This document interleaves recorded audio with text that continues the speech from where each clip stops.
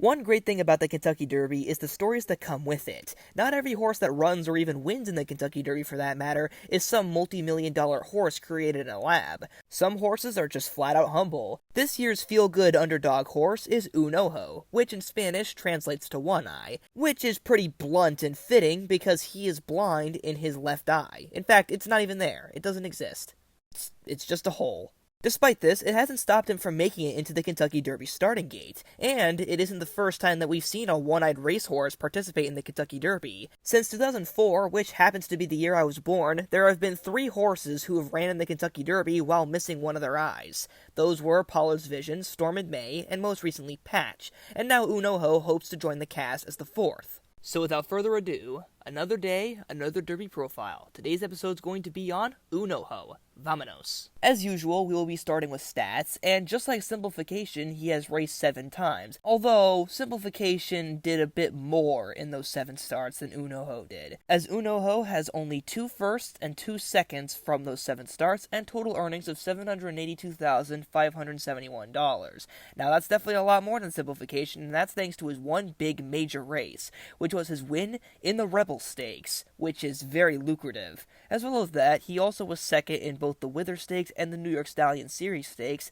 as well as 8th in the Arkansas Derby. However, that race you can just get a marker and cross it out because that was a very excusable loss. But when he's at his most comfortable, Un Ojo usually comes from the back of the pack or stalks right around mid-pack, and then surges forward with one big move to pass all the horses in front of him. Now, this doesn't always work, but when it's used at its best execution, he can pass an entire field on both the inside and the outside in just one very long swoop.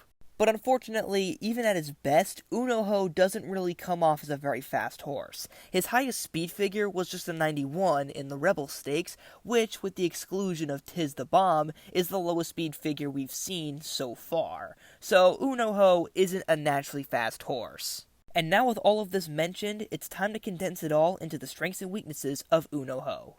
For one, he is a very good navigator, so it's not too hard to imagine him navigating through half the pack in the Kentucky Derby and with one big long move coming late for 3rd or 2nd, akin to something like Mr. Big News from the 2020 Kentucky Derby. In general, Un Ojo fits a lot of stereotypes from Kentucky Derby longshots of the years past, with the aforementioned Mr. Big News being just the tip of the iceberg when it comes to the stereotype of the Kentucky Derby longshot. Golden Soul, Commanding Curve, Country House, and most recently Obezos all were able to close from the back or mid-pack in the Kentucky Derby and outrun their odds to finish in the top 4, and one of them even won, Country House. And as an added bonus, he is proven in the slop, with his biggest victory being in the Rebel Stakes, so if the Kentucky Derby turns out to be a stormy mess, Un Ojo is only going to become even more popular. And lastly, he has an excuse for the Arkansas Derby. Despite it being an absolutely awful performance, with him finishing 8th, there was a lot of things that just went wrong for him, including getting his knees all scraped up during the race, thanks to a lot of pushing around. But with it looking so bad on paper, all it's going to do is raise Un Ojo's odds, so when he hypothetically runs a heck of a race and finishes in the top 3,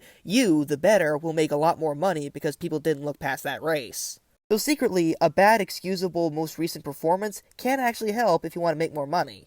But that's all I can really muster when it comes to strengths. Un Ojo still has quite a few weaknesses. He is incredibly slow when it comes to speed figures, which is not a good thing. And while the Arkansas Derby is still most certainly excusable, history dictates that a horse who finishes worse than 4th in their final prep before the Kentucky Derby won't win it, with the last time of this happening being Iron Liege in 1957, which is something I have said before when I covered Classic Causeway 2 episodes ago.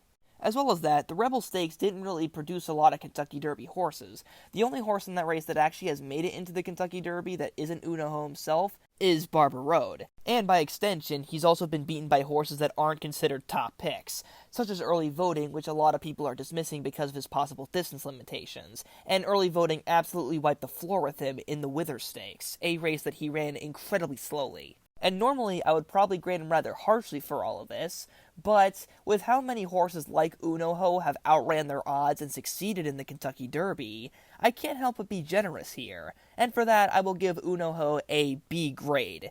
Not an amazing horse on paper, and he has a lot of flaws, but history dictates that this horse has a chance. So, I'll give him some benefit of the doubt. And with that, hope you guys enjoyed this episode of Derby Profile. Comment down other horses I should cover, and see you guys next time.